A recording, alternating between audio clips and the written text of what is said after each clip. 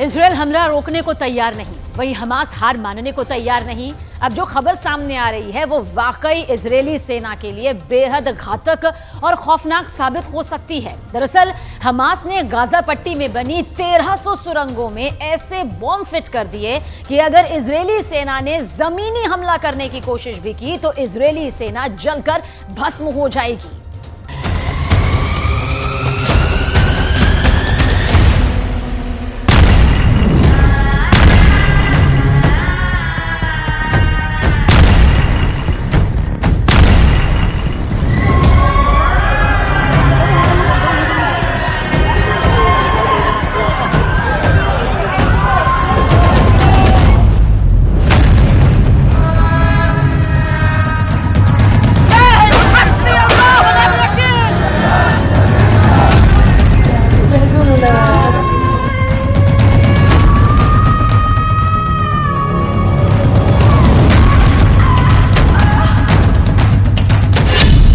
हरे order से डर गए नेतन्याहू।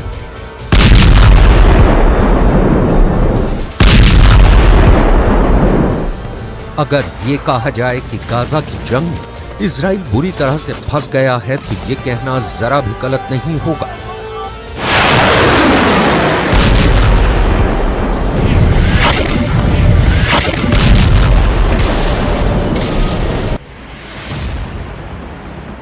अगर ये कहा जाए कि गाजा की सुरंगों में हमास बेसब्री से इजराइल की आईडीएफ को तबाह और बर्बाद करने का इंतजार कर रहा है तो ये भी कहना गलत नहीं होगा।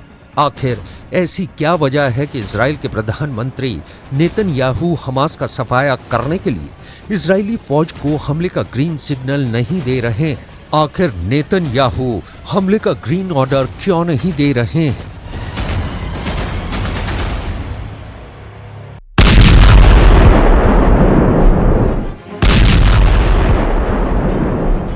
तीन हफ्ते की जंग में अभी भी यही सस्पेंस बना हुआ है कि गाजा पट्टी, वेस्ट बैंक और लेबनान के बॉर्डर पर हर दिन 500 हमले करने वाला इजराइल गाजा पट्टी पर जमीनी हमले क्यों नहीं कर रहा है।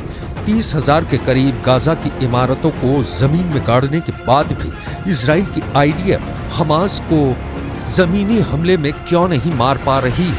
हम आपको गाजा युद्ध की ऐसी हकीकत और सच्चाई बताने जा रहे हैं जो आपके होश उड़ा देगी। हमास के पास 5 लाख लीटर वाला पेट्रोल बम। इजराइल की मोसाद को अपने सबसे टॉप खुफिया एजेंटों से पता चला है कि गाजा पट्टी में बनी 500 किलोमीटर लंबी सुरंगों में हमास ने इजरायली सेना को मारने की जबरदस्त तैयारी कर ली है। कुछ दावों के मुताबिक हमास के पास इस वक्त 5 लाख लीटर पेट्रोल और डीजल मौजूद है जिसे वो इजरायली सेना के खिलाफ पेट्रोल बम की तरह इस्तेमाल करने जा रहा है। हमास ने तय किया है कि जब गाजा में फैली 1300 से ज्यादा सुरंगों में इजरायली सेना के जवान हमला करते हुए घुसेंगे, ठीक उसी वक्त सुरंगों में रखे पेट्रोल और डीजल के ड्रमों से तेल को इजरायली सेना के ऊपर फेंका जाएगा और आग लगाई जाएगी। हमास ने सुरंगों के अंदर रखे पेट्रोल और डीजल को फेंकने वाले जेट पैम्प लगा दिए हैं ताकि दूर से ही पेट्रोल और डीजल को इजरायली सेना पर फेंक कर आग लगाई जाए।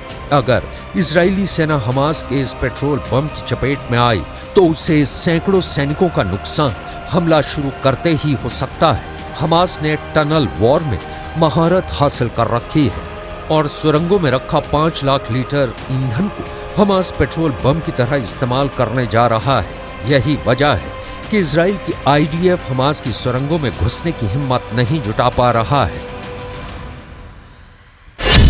हरे ऑर्डर से डर गए नेतन्याहू।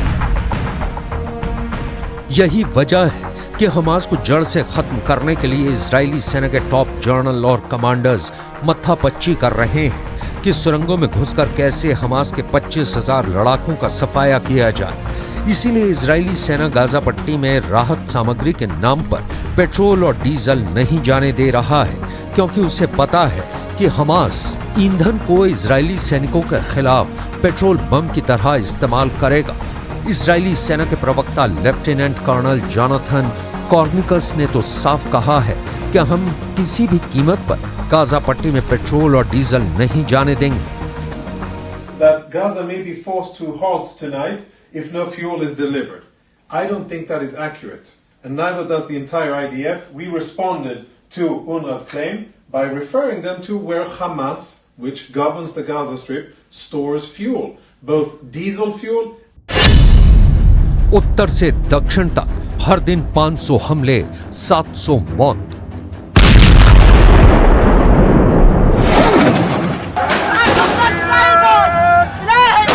गाजा इंतजार कर रहा है, गाजा अपनी मौत का तमाशा देख रहा है।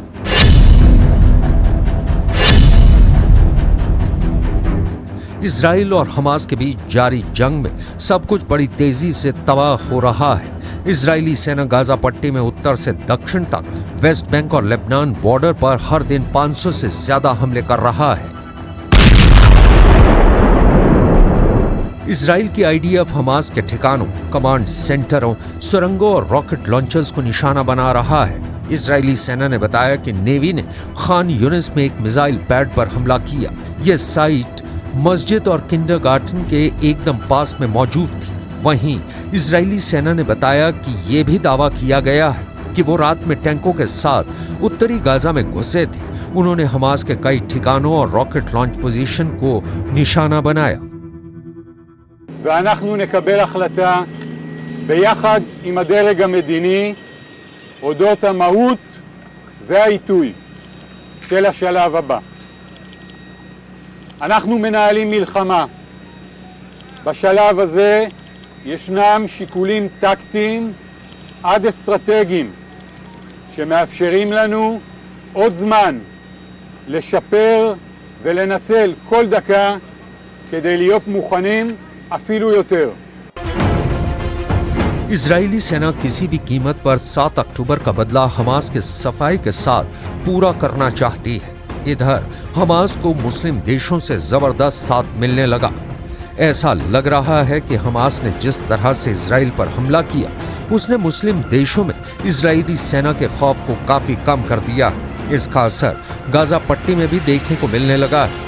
खबर आ रही है कि भले इजरायली सेना की चेतावनी की वजह से उत्तरी गाजा में मौजूद 11 लाख फिलिस्तीनी और हमास समर्थकों में से 6 से 8 लाख लोग दक्षिणी गाजा भाग गए हों, लेकिन अब उत्तरी गाजा में मौजूद फिलिस्तीनी और हमास समर्थकों ने डंके की चोट पर उत्तरी गाजा से भागने से साफ इनकार करना शुरू कर दिया है।